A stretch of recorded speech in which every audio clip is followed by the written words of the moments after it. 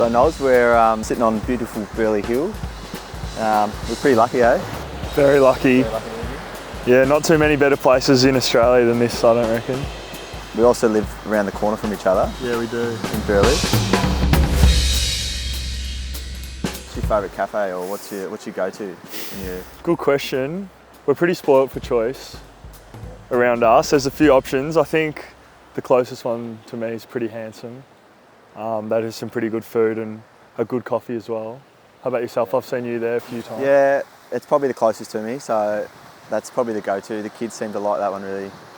But there's also, we've got Paddock just around the corner too, which is obviously... Yeah, absolutely. It's a Gold Coast sort of staple, Yeah. A lot of people travel far and wide to come there, so... It is nice just to have that around the corner. What do you usually go for in the morning for your coffee? Coffee order? So first order of coffee is normally just a flat white. If I'm doubling up or we've got a big day of training or something, I'll probably go to a long black as my second order. Yeah, how about yourself? Yeah, I'm similar.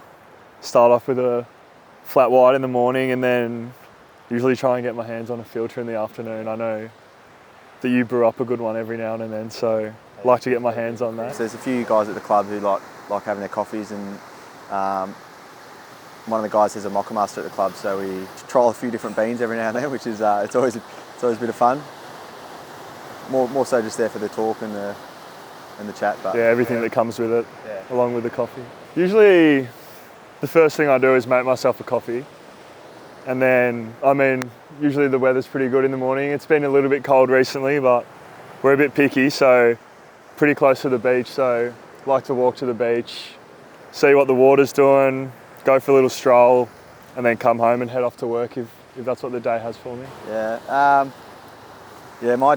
My days start a little bit differently. It normally depends on what time the kids get up and what mood they're in. So normally a little bit slower. Might just wander downstairs, make a coffee and spend a bit of time with them before heading off to training and getting myself organised. Sometimes don't actually have too much time because I've got my hands full, but I'll sometimes even just get to the club and shower, and that's kind of when I start getting focused on training and that sort of stuff. How do you go after a game then? After a game? Usually pretty tired. Charlie comes in the morning knocking on the... Yeah, I reckon lucky to get a couple hours sleep after a game, especially if it's a night game. So the morning after I'll try and go for a walk, and try and get in the water as much as I can. Obviously, like you said, we're pretty lucky. The water temp up is normally pretty good all year round. So, pretty good. Go for a walk and just take it easy. I'll try and get a nap in that day too. But What about you? Yeah, usually I sleep pretty well after a game. Yeah. No distractions, obviously, unlike yourself. So, but similar, try and go for a walk and get in the ocean because, like you said, it's pretty inviting all year round. So yeah. How is the body feeling? You've obviously had a good start to the year so far, and had a little freshen up after the bye. What's your focuses for the sort of second half? Obviously, the team's in a good spot. So obviously the team's in a good position and feeling really confident with where the group's at. Yeah, obviously just looking to keep winning games in the second half of the year, and for us as a group to keep improving. And I'm pretty confident we'll do that. How do you feel about it? Yeah, feeling good. Body's feeling really good. So I think the bye came at a good time for everyone, especially being up in Darwin. But I suppose just super excited to crack into this back half, and I think we've been able to find some. Some of our guys are probably playing their best footy they have for a few years. So that's.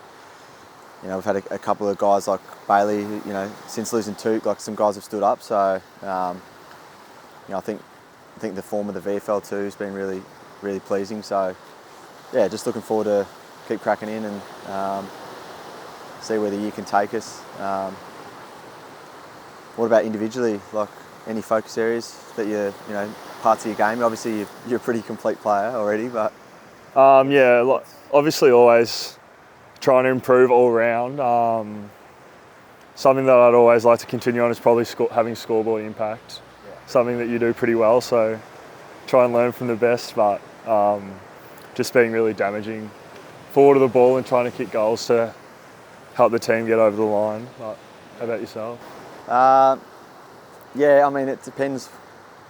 Obviously, you know, like my role can be different depending on what's happening with the opposition and that sort of stuff. But like, kind of similar to you, like I think at the start of the year I was pretty keen to. I sort of set myself a little goal to try and kick 20 goals, so almost a goal a game. But yeah, I've got a little bit of work to do, catching up to do. But I'd like to try and hit the scoreboard a bit more. But that'll obviously depend on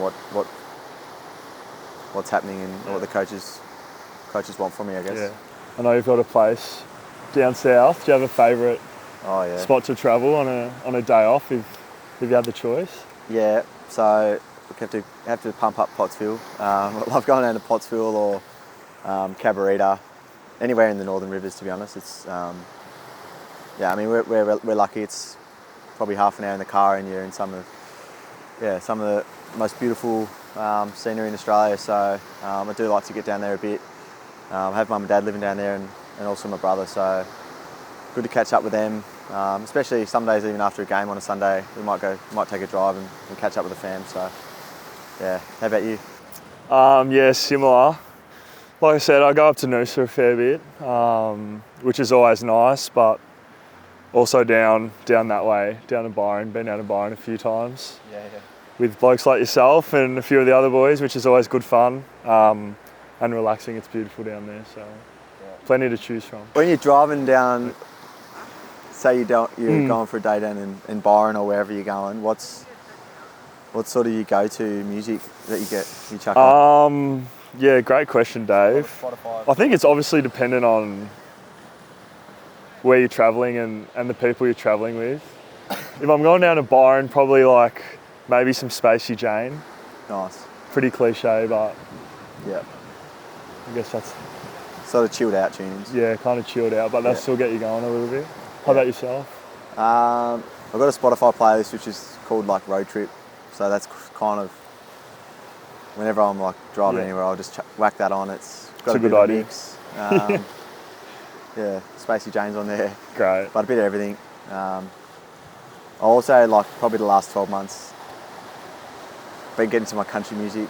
So so it's all right. There you go. Yeah, I think ever since since I hit 30 or something, I just like it's like I hadn't experienced that before in my life. I'd never really listened to country music, but yeah, I know a few of the boys at the club like it too. So yeah, hear it on the in the gym a fair bit at the moment.